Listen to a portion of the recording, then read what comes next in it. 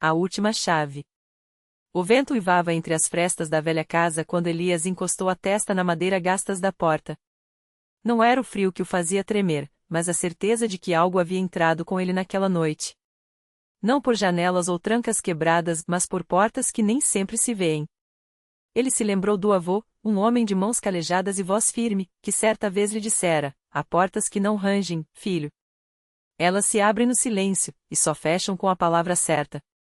Naquela época, Elias achará que eram apenas histórias para assustar crianças.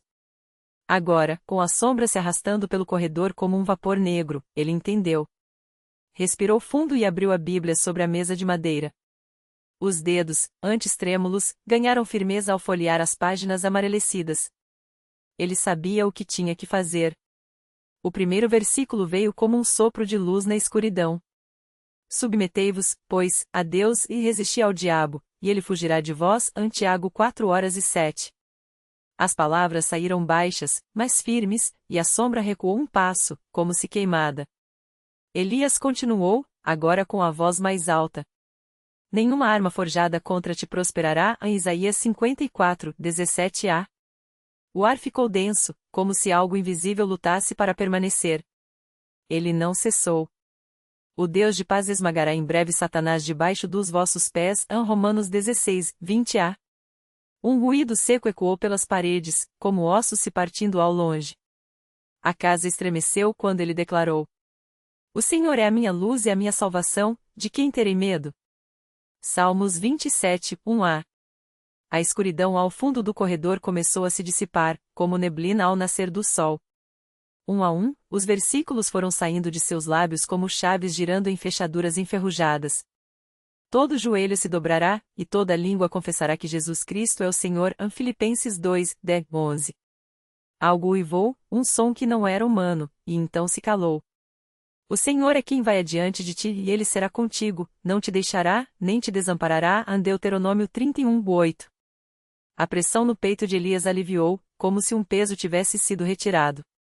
Não temais, porque eu sou contigo, não te assombres, porque eu sou teu Deus. Isaías 41:10a. As paredes pararam de gemer. Se Deus é por nós, quem será contra nós? Romanos 8:31b. Um silêncio absoluto caiu sobre a casa. O Senhor é o meu rochedo, a minha fortaleza e o meu libertador. 2 Samuel 22:2a. Elias sentiu o chão firme sob seus pés pela primeira vez naquela noite. O anjo do Senhor acampa-se ao redor dos que o temem, e os livra. Salmos 34:7. Uma brisa suave, como um suspiro de alívio, passou pelo cômodo. O Senhor livrará a alma dos seus servos, e nenhum dos que nele confiam será condenado. Salmos 34:22. A última sombra se desfez, dissolvida na luz que agora preenchia os cantos da sala. Por fim, Elias fechou os olhos e sussurrou o último versículo, não mais como uma ordem, mas como uma promessa. Eis que vos dou autoridade para pisar serpentes e escorpiões, e sobre todo o poder do inimigo. Lucas 10:19a. Quando abriu os olhos, a casa estava em silêncio. Não o silêncio opressor de antes, mas a quietude de um lugar finalmente livre. As portas invisíveis estavam fechadas. E desta vez, não voltariam a se abrir. A luz da madrugada filtrava-se pelas frestas das cortinas, tingindo o chão de ouro pálido. Elias permaneceu imóvel por alguns instantes, sentindo o peso da noite se desprender de seus ombros como um manto encharcado. O ar cheirava a terra molhada e a algo mais uma fragrância antiga, como incenso queimado há séculos, mas que ainda teimava em persistir. Ele se levantou, os ossos rangendo levemente, e caminhou até a janela. Lá fora, a cidade despertava sem saber do que havia acontecido naquela casa. As pessoas passavam apressadas, os carros buzinavam, as crianças brincavam nos quintais. Nada parecia diferente. E, no entanto, tudo era. No peitoril da janela, onde antes repousava uma camada fina de poeira, agora havia uma única pena branca, imaculada, como se tivesse sido deixada ali por mãos que não pertenciam a este mundo. Elias a pegou entre os dedos, sentindo sua textura macia, quase irreal. Não havia dúvida, era um sinal. Não de vitória, pois a guerra nunca terminava de verdade. Bate de uma trégua concedida.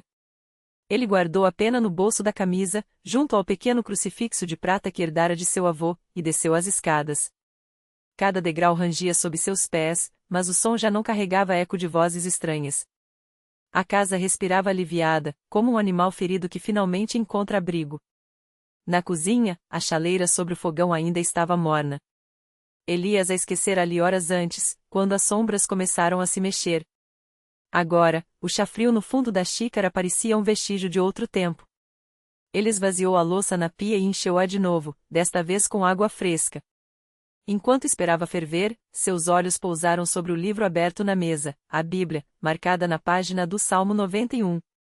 Aquele que habita no esconderijo do Altíssimo, à sombra do Onipotente descansará. Elias sorriu, um gesto raro e cansado. Não era um sorriso de alegria, mas de reconhecimento. Ele conhecia aquele salmo de cor, assim como conhecia as cicatrizes em suas próprias mãos, marcas de batalhas que ninguém mais via. O apito da chaleira o trouxe de volta. Ele serviu o chá, escuro e fumegante, e sentou-se à mesa. Do bolso, tirou a pena e a colocou sobre a página aberta. Depois, com cuidado, fechou o livro. Lá fora, o sol já estava alto. Havia trabalho a fazer. Sempre havia. Mas, pela primeira vez em muito tempo, Elias não sentia a urgência sufocante, a pressa de quem sabe que o inimigo está sempre um passo atrás. Agora, era como se o caminho à frente, embora ainda incerto, fosse seu para trilhar. Ele tomou um gole do chá, sentindo o calor se espalhar por seu peito. Depois, levantou-se, vestiu o casaco e saiu pela porta da frente. Não olhou para trás. A rua estava vazia, exceto por um corvo pousado no poste de luz. O pássaro observou com olhos brilhantes, como se esperasse algo. Elias parou por um instante, estudando a ave. Então, com um aceno quase imperceptível, seguiu em frente. O corvo bateu as asas e voou alto, desaparecendo contra o céu claro. Elias caminhou, as mãos nos bolsos, o peso da pena branca contra seu peito. Não havia pressa. Não havia medo. Apenas a estrada. E, pela primeira vez naquela noite, agora manhã, ele não estava sozinho. O ar matinal carregava o cheiro de terra úmida e folhas secas, como se a cidade ainda estivesse se desprendendo dos últimos suspiros da noite. Elias seguiu pela rua de paralelepípedos, os passos ritmados, o eco suave das solas contra a pedra.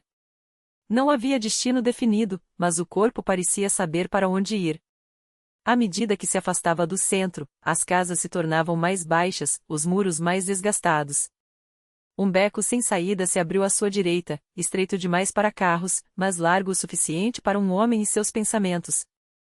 Ele entrou sem hesitar. No fundo do beco, uma porta de madeira escura, quase preta, com ferragens oxidadas. Não havia placa, nem campainha, apenas um pequeno símbolo gravado na madeira, uma espiral que se desenrolava em 3 voltas, como uma serpente adormecida. Elias tocou o bolso, sentindo o contorno da pena branca através do tecido. Então, bateu. A porta abriu-se antes que o som da batida se perdesse no ar. Dentro, o espaço era maior do que parecia de fora. As paredes, revestidas de estantes repletas de frascos de vidro, livros encadernados em couro e objetos que desafiavam uma classificação fácil, ossos polidos, pedras com veios luminosos, máscaras de madeira com expressões que mudavam conforme a luz.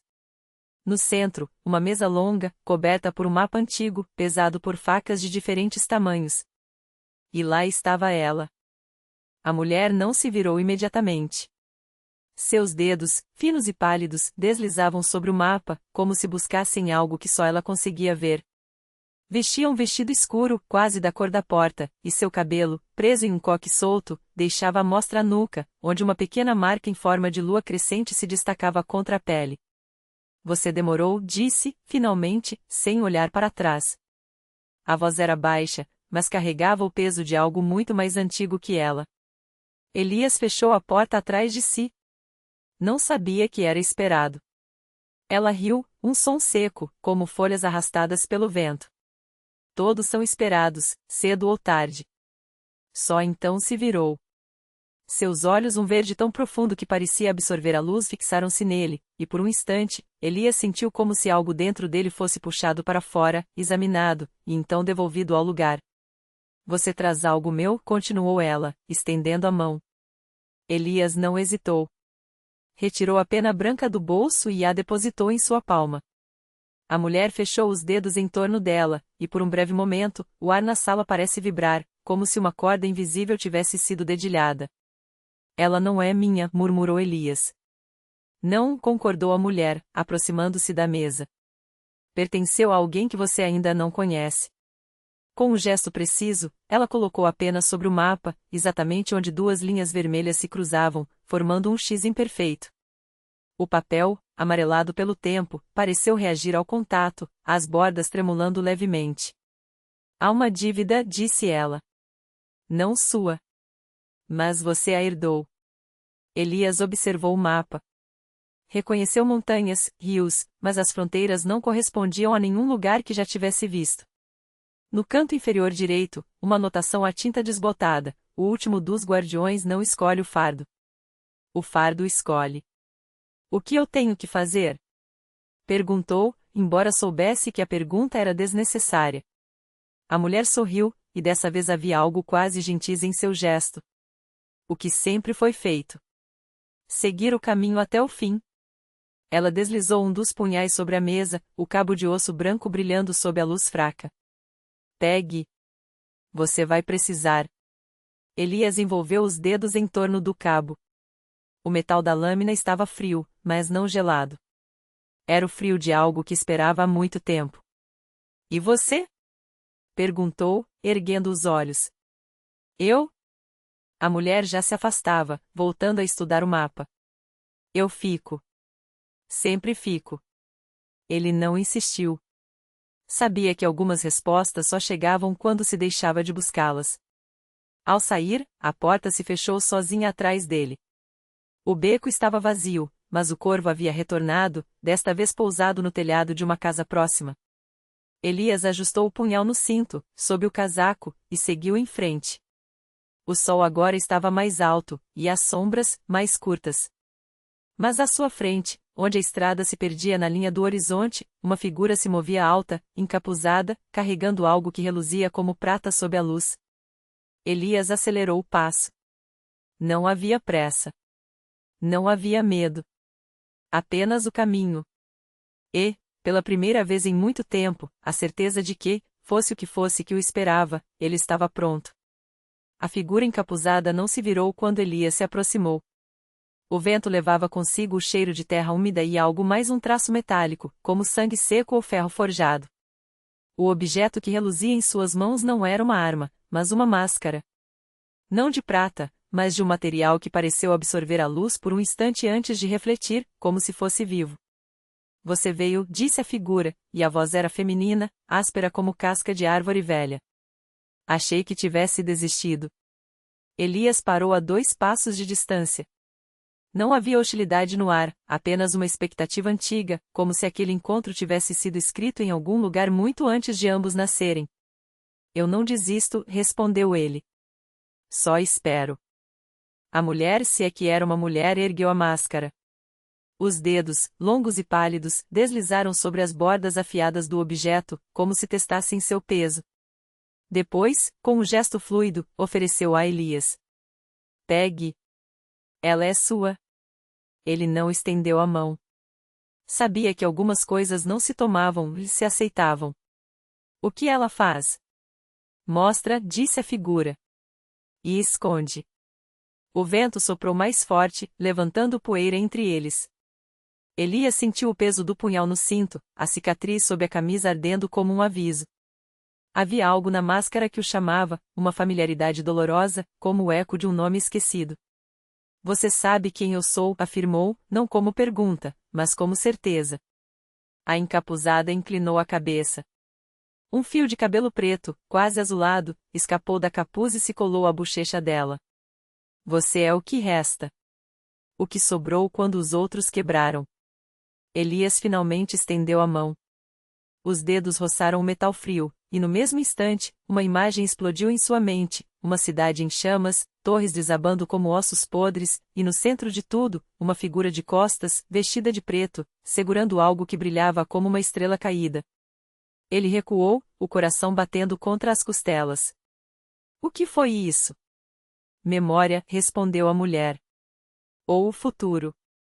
As duas coisas são a mesma quando se carrega uma máscara como essa. Elias segurou o objeto com mais firmeza. A superfície não era lisa, havia sulcos, como veias ou palavras escritas em uma língua que ele deveria conhecer, mas não conseguia ler. Quando a levou ao rosto, antes que pudesse impedi-lo, os dedos se fecharam sobre ela por conta própria. O mundo desapareceu. E então, ele viu. Não era uma visão, mas muitas, sobrepostas como camadas de tinta em um quadro antigo, ele mesmo, mais jovem, de joelhos diante de um altar negro, a mulher encapuzada, sem máscara, com olhos tão claros que pareciam feitos de gelo derretendo, e entre eles, uma sombra que se movia como fumaça, devorando tudo que tocava. Você é o guardião, sussurrou a voz da mulher, agora dentro da sua cabeça. E ela está vindo. Elias abriu os olhos. Estava sozinho na estrada. A poeira havia se assentado, e o sol agora queimava sem piedade. No chão, onde a figura encapuzada estivera, havia apenas um rastro de pegadas que se perdiam na direção do horizonte. E em suas mãos, a máscara, agora quente como se tivesse sido forjada há pouco. Ele a colocou no rosto. Desta vez, não houve visões. Apenas um silêncio tão profundo que parecia o som de algo se fechando uma porta, um ciclo, uma ferida. Elias respirou fundo. Depois, seguiu adiante. Não havia mais dúvidas, nem hesitação. A estrada à sua frente era longa, e algo o esperava no fim dela. Algo que, finalmente, ele estava pronto para enfrentar. O vento cortava como lâminas secas, arrastando grãos de areia que mordiam a pele exposta.